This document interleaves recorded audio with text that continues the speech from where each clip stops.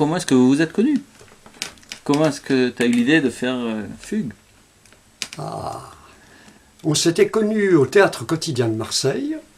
Et quand moi j'étais à Marseille, que je m'occupais du Théâtre Quotidien de Marseille, avec Michel Fontaine, c'était entre les années 56 et 60. Je me souviens qu'une fois, Liliane Atlan était passée au théâtre. Voilà. Bon. Et puis, on avait fait connaissance, et elle avait dû me dire qu'elle avait des pièces à me faire lire. Et de retour à Paris, elle m'a fait lire Monsieur Fugue. Et je me souviens qu'à ce moment-là, vous habitiez sans doute avenue de Neuilly. J'ai lu ça, et j'avais une espèce d'éblouissement. Quand elle était en Californie, je lui avais envoyé un télégramme pour lui dire « c'est un chef-d'œuvre, nous le montrons ». Alors Californie 66. C'est ça, voilà, c'est ça. Voilà.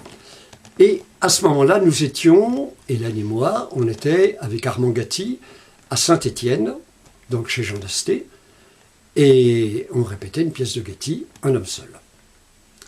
Et puis pendant les répétitions, j'étais tellement plein de la pièce de Liliane que je l'ai fait lire à Jean Dasté.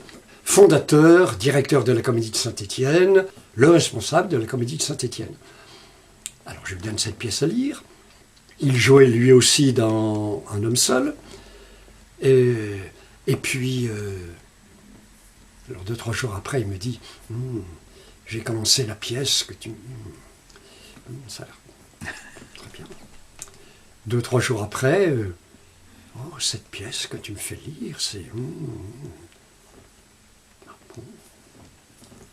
Puis un petit peu après, j'ai repris cette pièce. Oh, quelle pièce, quelle pièce!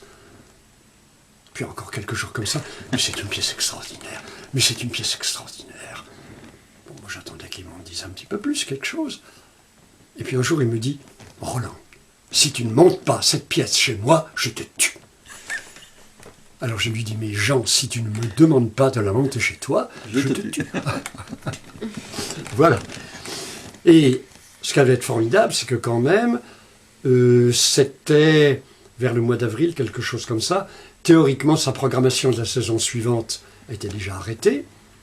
Il avait tellement envie que ça se fasse qu'il a réuni son petit comité de direction de lecture et il a convaincu tout le monde qu'il fallait changer la programmation et faire la création de Monsieur Fugue l'année suivante. Ce qui a été fait. Donc on l'a créé à la Comédie Saint-Étienne en 67.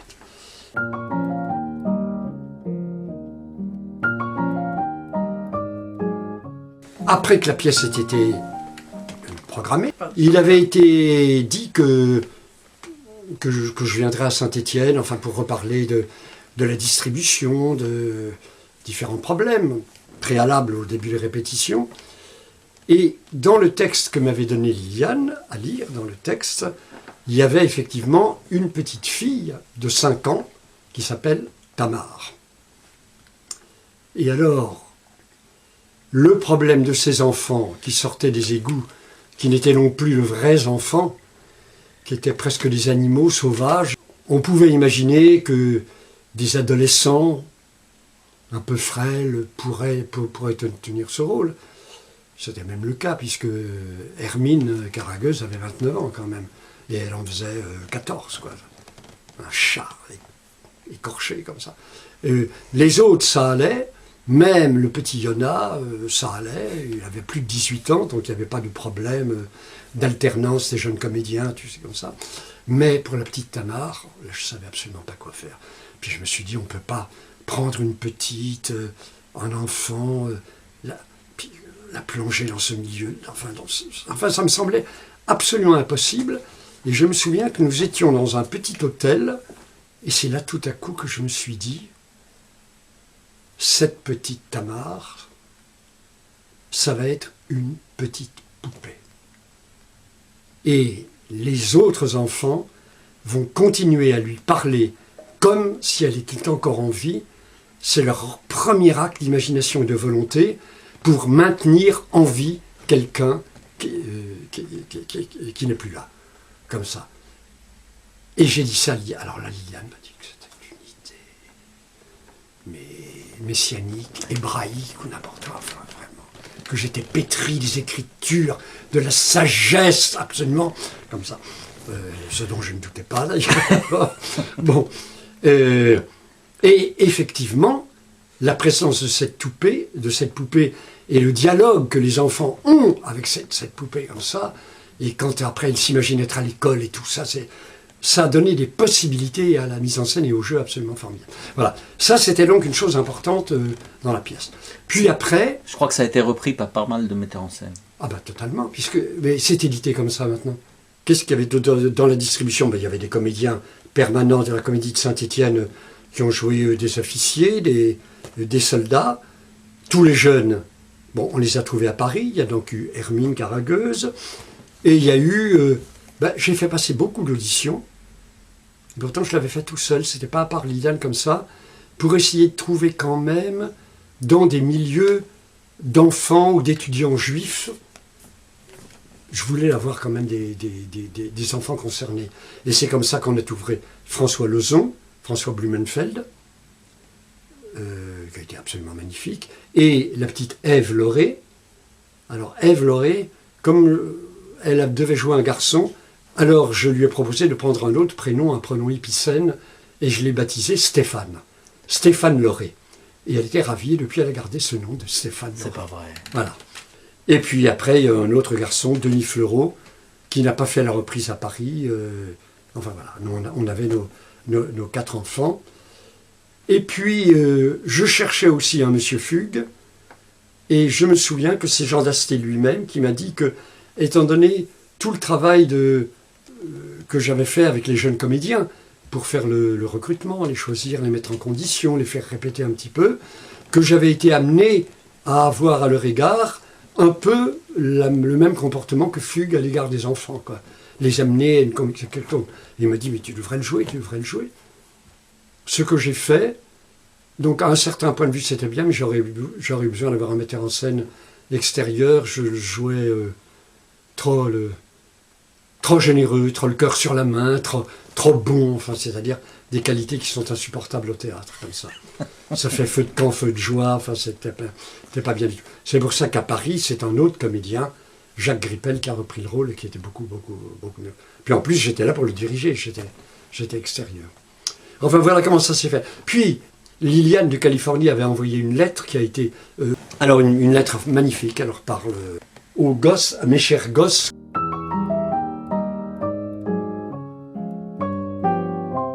C'était facile de travailler avec elle? Très. Enfin, très... J'ai tout de suite été convaincu de son petit, grand, qualifions-le comme on veut, mais de son génie particulier.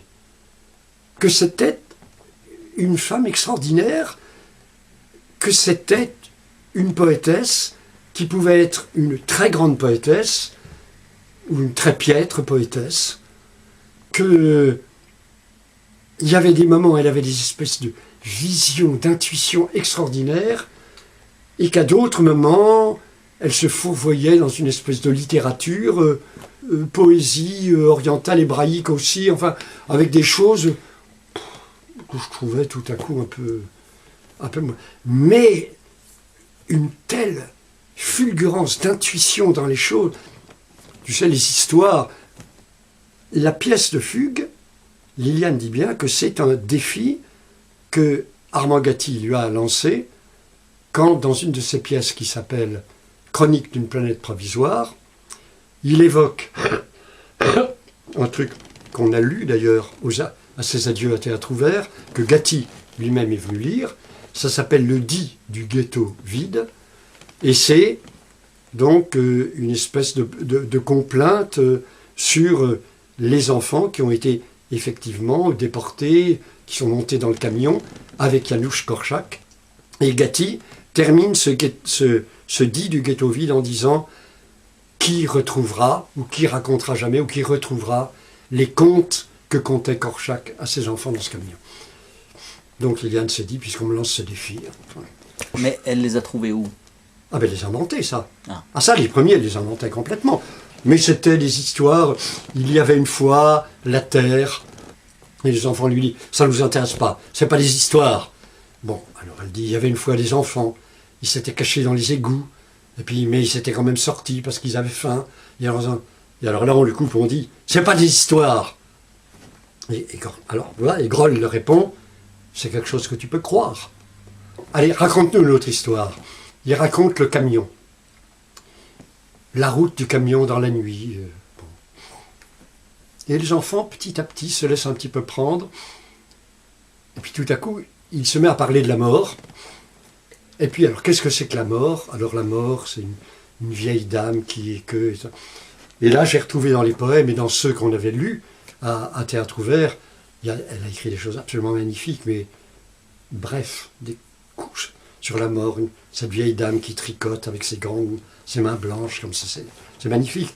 Et là, c'était des choses qui étaient un peu littéraires, un peu longues, poétiques, mais en fait, c'était pas ça.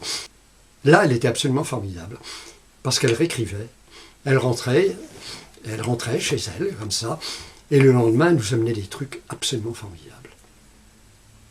Le combat avec les chiens, par exemple, c'est absolument formidable. Donc, alors, facile ou pas facile de travailler avec elle, je te dirais d'une certaine manière facile et exaltant, parce que c'est bien de tomber sur un bec, de ne pas trouver tout de suite toutes les solutions du spectacle dans la pièce écrite. Et le grand auteur, c'est celui qui comprend, qui est d'accord et qui transforme aussitôt. Donc, bon, tout ce qu'elle a écrit, je trouve que maintenant, c'est une pièce qui tient drôlement le coup. Drôlement. D'ailleurs, ça a été traduit dans beaucoup de langues. Comment est-ce qu'elle a reçu la réception de sa pièce? Comment elle a réagi? Écoute, ça a été très bien reçu. D'abord, les gens étaient bouleversés.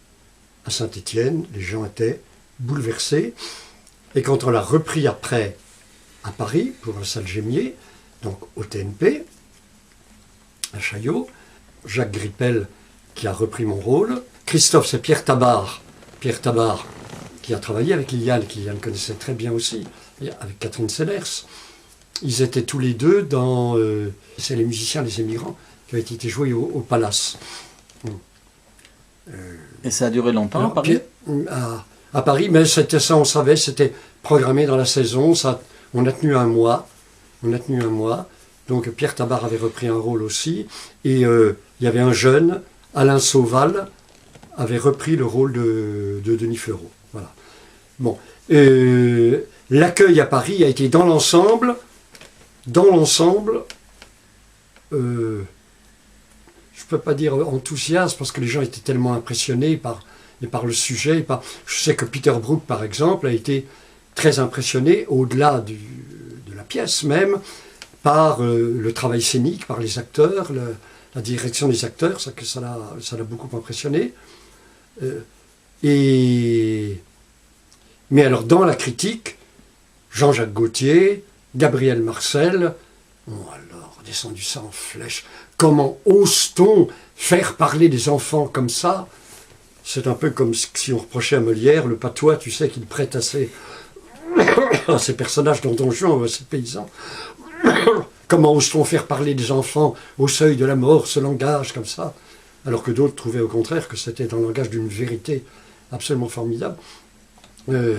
Gabriel Marcel disait « Pour tout l'or du monde, je ne retournerai pas voir ce spectacle. » Oui, mais dans l'ensemble, bon, les gens ils se sont rendus compte que c'était un peu une date quand même, que tout à coup ça osait parler d'un épisode de la Shoah sur un ton qui n'était pas le mémorial, tu vois, qui n'était pas tout à coup la citation de documents, ce que par la suite d'ailleurs Liliane d'une certaine manière avait la tentation de refaire en se disant, aussi bien dans l'opéra pour Thérésine que dans Les Mers Rouges, d'une certaine manière je n'ai le droit de faire passer la fiction que si je donne des documents en scène. Et moi je lui disais toujours, mais les documents en scène, ça ne veut rien dire. C'est faux des documents en scène. Voilà, mais donc, et après, bah, la pièce a été beaucoup jouée. Enfin.